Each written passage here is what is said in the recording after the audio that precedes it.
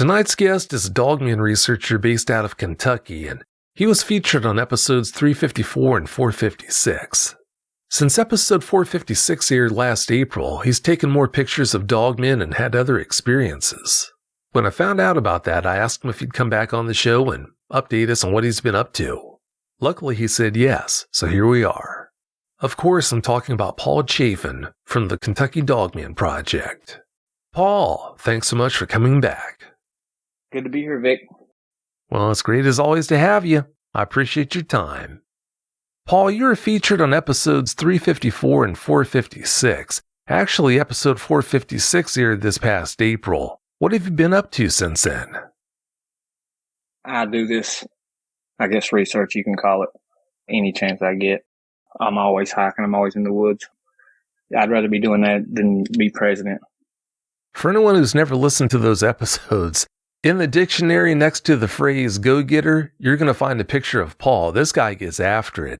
But for any of the listeners who missed those shows, please give them a brief bio on yourself. Well, I had a encounter when I was 15 years old. It was back in 1997. First of all, I'm from Pike County, eastern Kentucky. I've been in the mining industry most of my life. I've done just about any kind of job you can think of in construction. I'm still in heavy equipment, even now. So I had an encounter when I was 15 and it changed my life. I'm back and forth whether it was for the best or for the worst, but at the time it was for the worst because it was pretty wild. Isn't it funny how one thing can change your life the way that encounter did for you? Yeah, it is, because there probably hasn't been 2 hours of my life went by where I haven't thought about it at least once. So it's lives in my head for sure. I don't know if it was just the encounter that was so traumatic or just the knowledge of knowing that something like that's out there. That was really hard to grasp and deal with. Yeah, after having that one experience, your life would never be the same. I believe it. I'll bet you do think about them that often. I'm wondering, though, was that first encounter the most traumatic experience you've had with dogmen? And if not, please tell us all about the experience. Yeah, that one was pretty traumatic just because I had fell asleep. Yeah, I knew I wasn't going to be able to get home in time, so I knew it was going to get dark because I had fell asleep up there while deer hunting. And when I got up, nothing was on my mind, really. I took, 15, 20 steps. And I don't know how they do it, but it just fear. And then immediately after I felt that fear, I noticed everything was dead silent. So, yeah, it was a reality-shaking experience, for sure. It was life-altering, And ever since I come off the hill that day, my life never been the same. So, and I've been bluff charged. I've been growled at on video. I've just really put my life on the line quite a few times doing this, and I continue to do it. I go into these areas. If I have to go alone, I'll go alone. In the Appalachian Mountains, when I go dig ginseng, I go. So I'll stay gone all day. And this last time I was in, it was just dead silent. And I had only experienced that one other time, so yeah, I recorded it. It was dead silent. And I don't know what causes it. I don't know if maybe we're the predator that sometimes causes it. I don't know. But yeah, it was very eerie. But yeah, I've had a few encounters, Vic. Just, I don't even know how to explain having an encounter with one of these things, man. It's definitely primal. There is no other fear that I can think of that you get, other than dealing with these creatures when they're around. One thing I don't understand is, if you do have a fear of these guys, why do you continue to head back into the woods and try to seek them out? Well, just like you had Kyle on, just like he said, if you're going to do the things that you say you love to do, you're just going to have to deal with the fact there's things out there that you can't explain. So that's just the way I live. I'm not going to quit going in the woods, and I do a lot of research and stuff, and I go out, but I also go to places where I don't do research. I just go hiking with my kids, and I try not to make it my everyday, all day. So yeah, I try to do other things, but yeah, it's a big part of my life. It definitely is. And I know there's a lot of people out there too that's the same as me. Like, yeah, it just does something to you, I guess. Oh, I'm sure it does. Yeah, I don't doubt that at all. And you just admitted to being fearful of them, but I think it's a given. You don't frighten easily.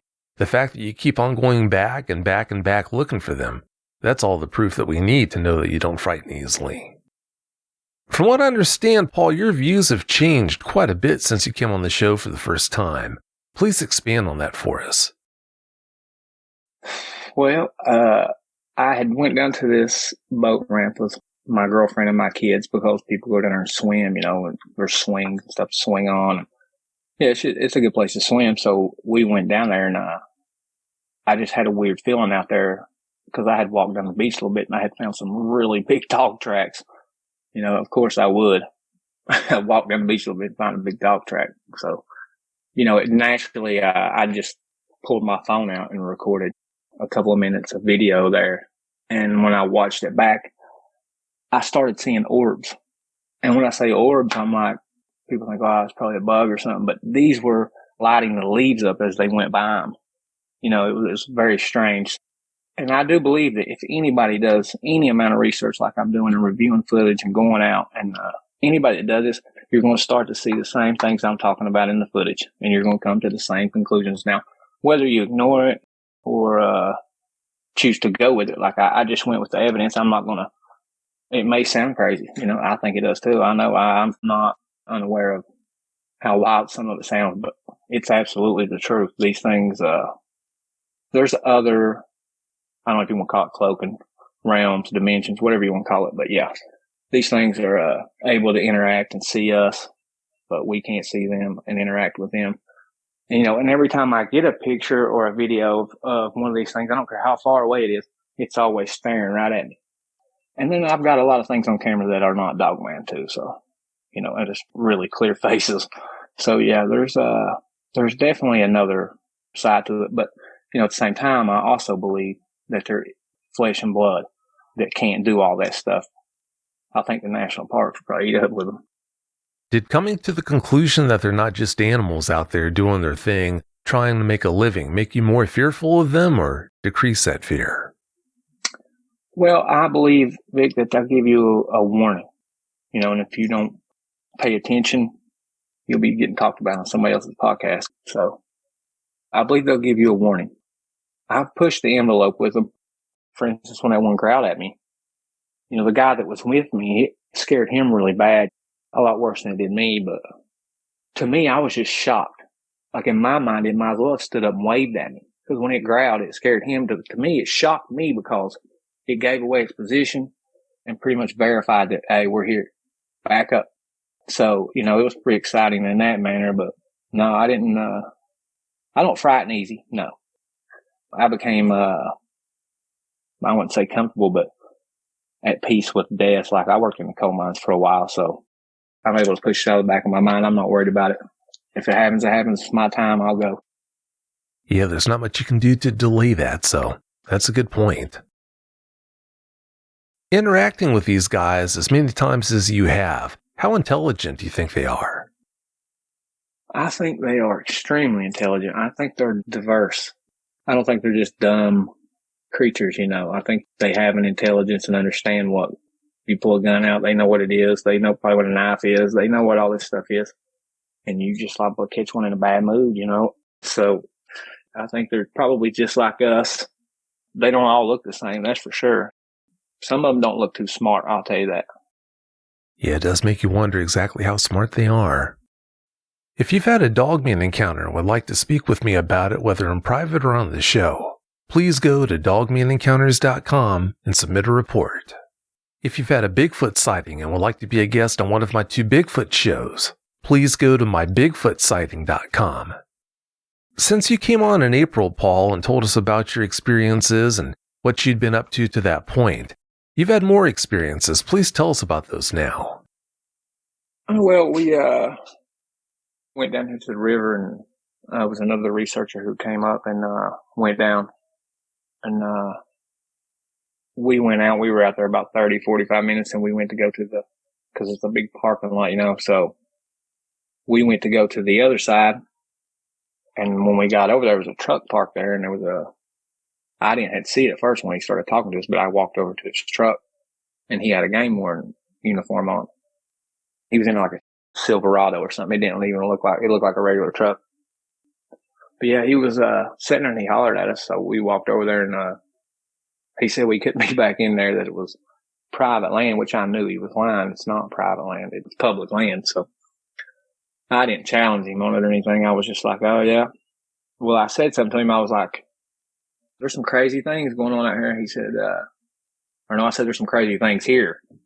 He said, you're right. He said, there is some crazy things here. I mean, just pretty much verified, agreeing with me. I was like, but then I even was like, no, I don't think you understand what I'm talking about. He said, no, yeah, I do.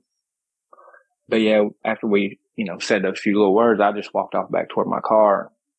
As soon as we got there, another game warden truck pulled in. This was the real deal. These guys were in the truck. They looked like military guys, but they were wearing uniforms, game warden uniforms. They just backed in and sat there with their sunglasses on and stared at me for probably 2 or 3 minutes before I got in my car and we decided to leave. But as we was leaving, I turned and looked, and they were still staring at me. So I don't know what was going on down there, but I've never seen them before. And I've been around here 15 years. I've never seen them before, and I've never seen them since. So yeah, it was definitely something strange going on, or something happened down there. I don't know what it was, because people will go down there and camp, and I don't know how they do it. I just don't know how the average person that don't know anything about this can go down there and camp and not have anything bad happen to them. But, there's just little things like that happen all the time. We, just some of the feelings that we get when we're out there, the screams, we'll hear screams and howls that are weird, and they sound close. And, I just can't in my mind picture that being a dogman screaming, because it don't sound like a dog. So I don't know. I guess Bigfoot or whatever else is out there. I don't know. I can't tell. It'd just be speculation for me, but I just know that a lot of these things that I'm seeing in these pictures and that I'm sharing have human faces or humanish looking faces. So it's just my phone, for one. I believe that these phones are able to see things that our eyes aren't meant to see or can't see. So that's the only way I can describe it, Vic. I don't know. We've just had so many different small encounters here and there that, like when I took my daughter out, for instance, even my daughter will stop and she's like, I just don't feel good about this place. I was like, what do you mean? She's like, I don't know. I don't know what it is. She said, I just don't like this place. My daughter ain't never said that. She loves going out. So I started to worry. Because right after she said that, we found a set of headphones, like the wire ones for iPhone that plug into your phone, laying out there on a flat rock. It's kind of like a little creek bed, and they were just laying there. I was like, well, that's odd. She said, well, at least they're not attached to nobody's head. So yeah, sometimes it gets really scary out there. Just you hear strange birds that you've never heard before. Like I've never heard some of these birds sound off. The average person would never think anything of it.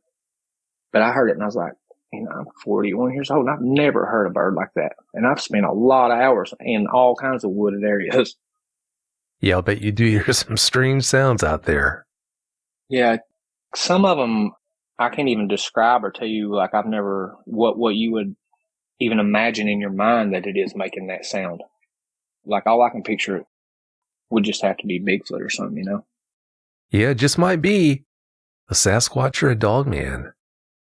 Considering the fact your daughter likes to go out researching with you the way she does, what are you going to do if someday when she gets older, she decides to become a Dogman researcher herself? Well, I try not to take her and do research. I'll take her hiking and stuff, but she does know about the encounter I had. She does know, I do make her aware that I teach her the same things my dad taught me as far as, being in the woods, never go without a gun. I just teach her the same thing. So hopefully if she does, she'll have the intelligence, just being educated on the woods and stuff and what to do and what not to do. Well, as you know, apples don't fall far from the tree, so considering you and how you are, I'm sure she's going to do just fine. If you'd like to be able to listen to the show without ads and have full access to bonus content, that's an option. To find out how, please go to dogmanencounters.com/podcast. On episodes 354 and 456, You shared some of the pictures you'd taken of dogmen over the years, but since that episode aired in April, you've taken even more pictures of them. Why do you think it is you have such good luck catching them on film when most researchers get skunked time after time? I think it's having patience, and I think it's knowing how to review the footage that you get while you're out there, what to do while you're out there.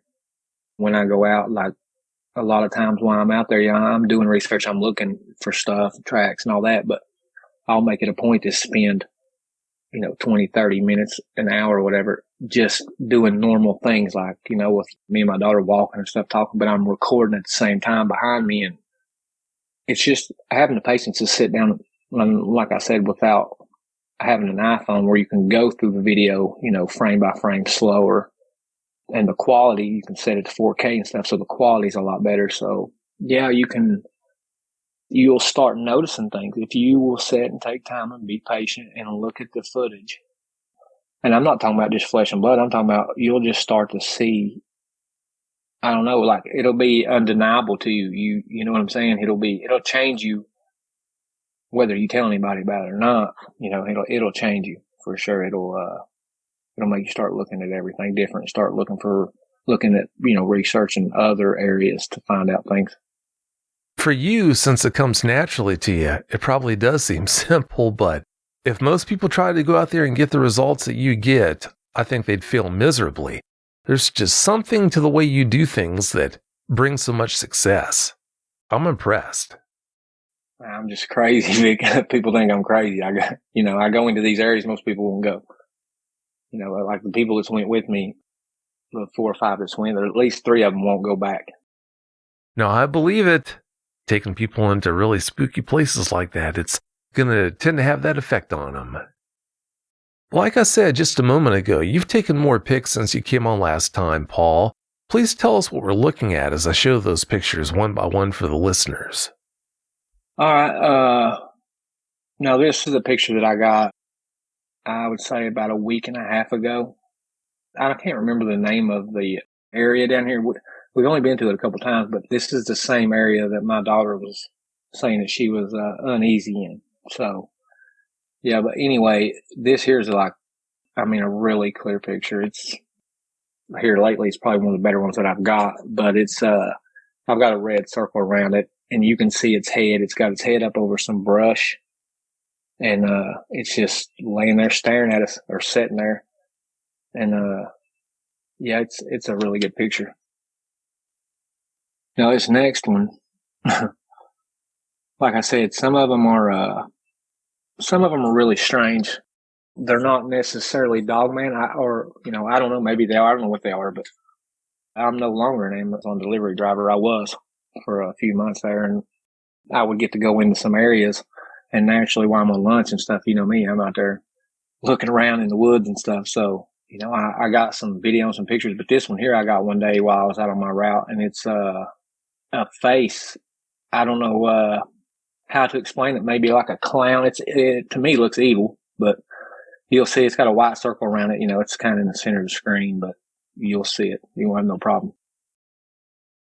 This next one, I've had a lot of people tell me that this is probably the best picture that I've ever gotten or that they've ever seen. So this one here is the same. I was on my route out in the middle of nowhere, delivering packages. And every time I get an uneasy feeling or something happens, I will record the area, the tree line or whatever. And I got this one. It's standing up. You can see its shoulders, arms, hands. You can see its head. It's looking right at me. Its ears. Yeah. It's a really good picture. It's in black and white. That one is. And then I've got it also in the regular picture. So the next one I have is, it's up in a tree. I don't know. It's like, I would say probably 10, 15 feet up in a tree. And all you can see is its head sticking out. Eyes, mouth, snout. I mean, the hair on top of its head, everything. But yeah, it's looking down at us. Or me, of course. But to the left of it, there's other ones. But I've got one here that is from a distance, but you can still see it really good. It's poking its head up through some brush. It stands out like a sore thumb. You'll be able to see it real good too. And then I've got one from the same area that I was talking about earlier where my daughter had gotten scared. This one is another face, Bigfoot, I'm going to guess. It's what it looks like, but, when you see this one, it'll be pretty self-explanatory. It's got a black arrow over its head. That one picture that you mentioned where it's a face, it doesn't have a muzzle, it's just a freaky looking face. If that doesn't make the hair in your butt stand up looking at that, I don't know what will. For sure. Yeah, it did. I swear it did. Thankfully, I didn't see that while I was there.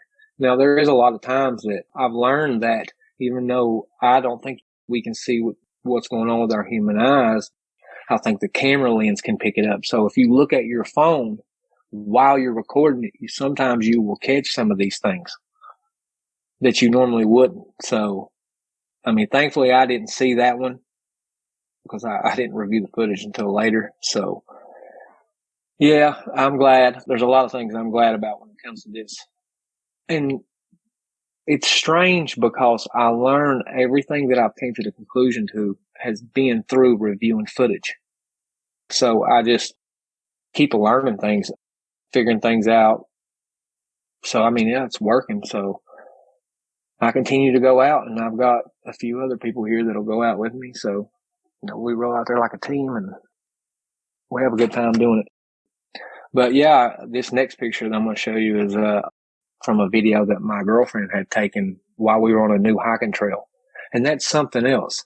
When I go into an area for the first time, I've never been there. Oh, you'll find tracks. You'll get really good footage and pictures and evidence. But the next time you go into the area, there won't be anything. Like if I cast a track or anything there, there won't be any more tracks. I think they get wise to why I'm there and what I'm doing. So the evidence kind of goes away. But I've noticed that when I go into a new area, I'll see it all. So, this next picture is over her shoulder. And it is I don't know, it's a Dogman, I guess. And it's got big black eyes and a snout.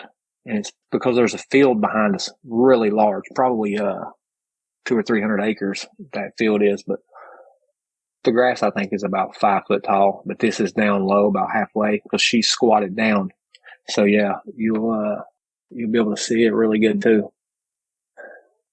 This one, Vic, is I guess there's room for debate on all of them, but this one is the day that my daughter said she was scared. Okay, as I took this video, she was telling me that she was scared and stuff, so I started recording. And what I found in the video is probably the scariest thing that I've personally gotten to me, just because of the ominous feeling that was in the area at the time. And but it's an eyeball. You can see the forehead. You can see, but there's two trees, a skinny one and a big one, but there's probably only a 2-inch gap in between them.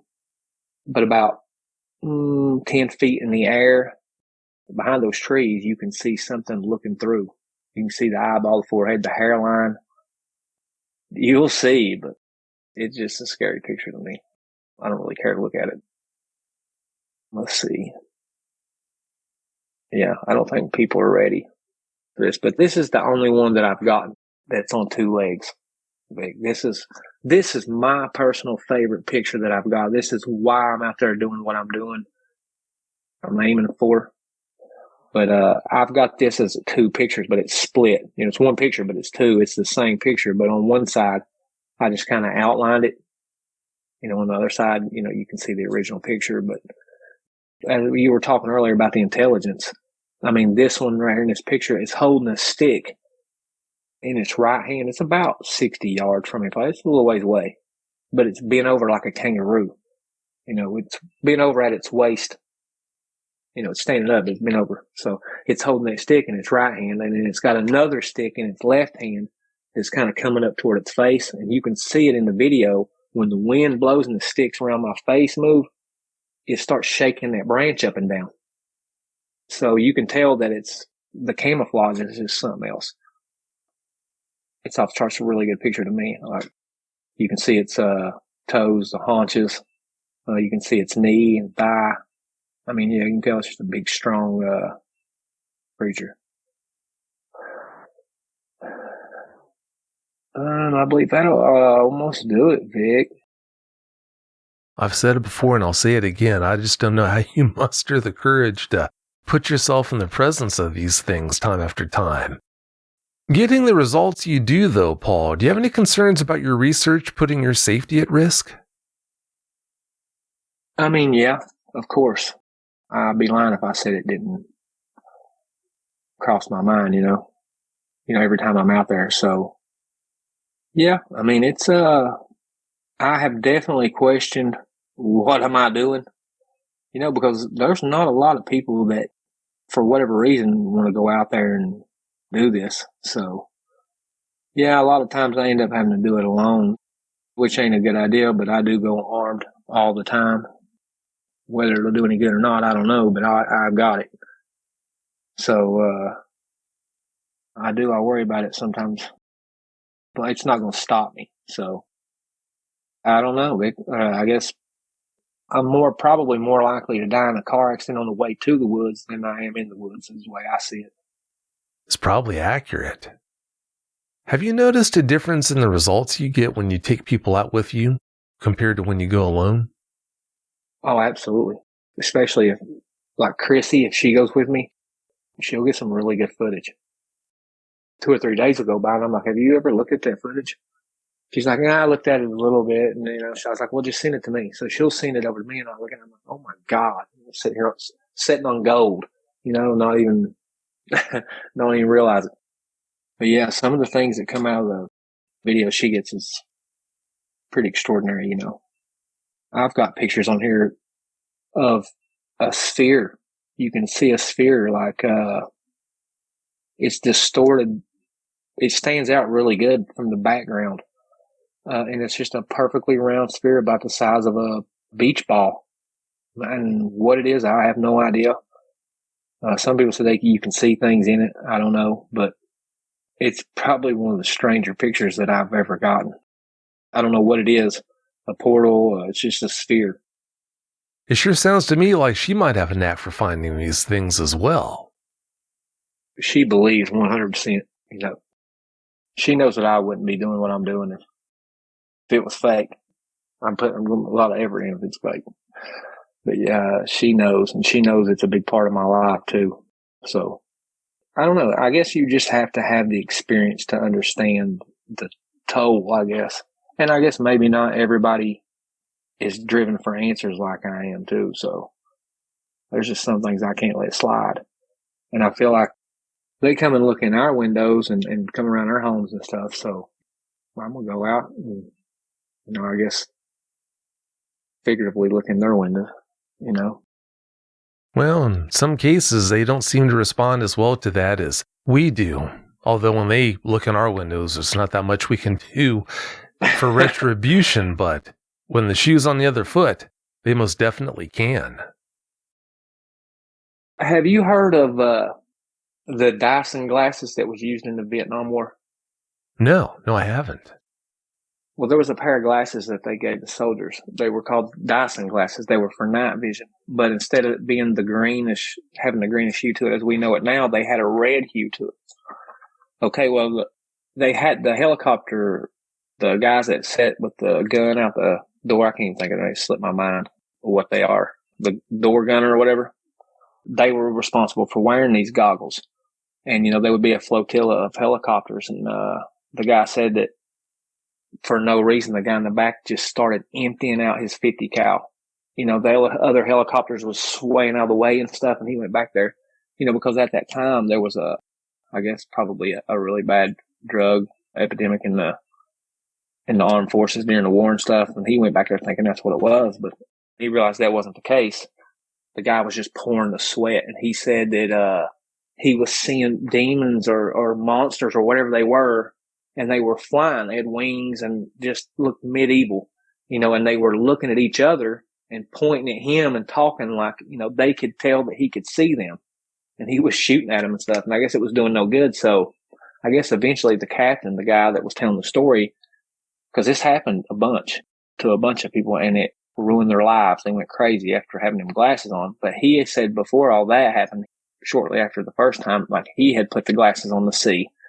And he said as they were flying over the canopy, the tree canopy, there was fog and stuff. But when he put them glasses on, he said he could see these things coming off the top of the trees and just shaking. You could see the mist and fog, like with their wings and stuff. He said it was just real. They were there. But when you pulled them glasses off, the fog hadn't even been disturbed.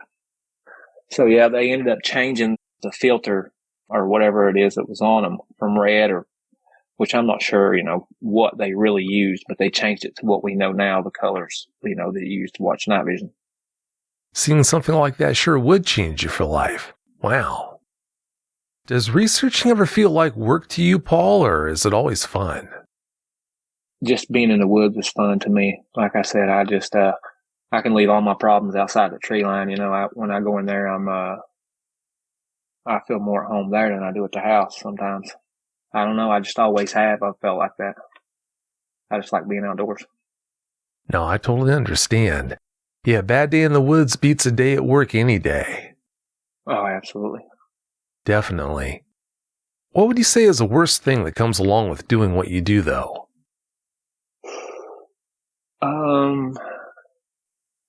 Like I said before, I do put myself in some, my worst case scenario is something going south, like has happened, like me getting bluff charged that time. Like you asked, earlier, what that was one that shaped the way I do things, and because I got a really good look at myself when that bluff charge happened. You go through your life thinking you know what's going to happen, but like you said, everybody's got that plan until you get punched. So, yeah, I got a good look at myself out there, and that was scary on its own. Like I panicked when I didn't think I would. So, yeah, and I'm scared of something like that happening while I've got my daughter with me or something, because, yeah, I don't want it to ruin her experience out in the woods. Yeah, that would be horrible. Hope that never happens. Yeah, I try to avoid that. Yeah, we can only do so much, and at the same time, you have to live life, and she has to live hers. I mean, it would be a shame if she couldn't enjoy the woods the way that she does with you. So, yeah. I hope you never stop. No, she loves the outdoors just like I do. Well, that's great. Yeah, that's how it should be. If any eyewitnesses out there in Kentucky, where you're based there, Paul, want to contact you and share their encounters with you, how can they do that? I've got a group on Facebook, Kentucky Dogman Project, and I've also got a YouTube channel, the Kentucky Dogman Project too. You can look them up, and I've got quite a few videos on the YouTube. And the group, I forget, it's got like 1,700 members, maybe. I can't remember now, but yeah, it's a really good group. There's not all that stuff that goes on in the other groups. There ain't nobody laughing at nobody. There ain't no laughing emojis and the arguing and all that stuff. There is none of that. Like I said before, if I had proved just anybody into the group, I'd probably have over 10,000 members. But, if they can't answer the questions, that's just been my motto. If they can't take time to answer 3 questions, they're not going to take time to really look at any pictures. They're just going to want to see pictures of werewolves or something. Quality over quantity. Right. Well, it's about time for us to get out of here, but before we do you have any closing comments you'd like to share? I'll try to explain this. Like, I know how strange it sounds, but anybody can do it. When I record footage, I started to notice that when I go frame by frame, when I would start panning the camera around, the picture would get blurry. But when it did, all of a sudden, these things would stand out. These, whatever they are, would stand out. Their face would stand out in some of them and be really clear when everything else in the picture is blurry. And then when the picture comes back into focus, their face is blurry and the picture's clear. So as strange as that sounds, that is the absolute, anybody can do this. If you're willing to go into the area and do the research, you will get the evidence. If you put in the work, you will get it. And, I'm willing to share everything I got. I'm willing to help anybody that needs help. Whatever I can do. I like spreading awareness of it. Well, it's obvious you definitely know what you're talking about. You definitely get the results time after time, so who better to get that advice from? But having said that, I want to thank you so much for coming on and updating us on what's been going on with you, Paul. I really appreciate it. Yes, sir, Vic. It's been a pleasure talking to you, buddy. Well, it's been great talking with you as well. Thanks again so much for your time, and have a great night.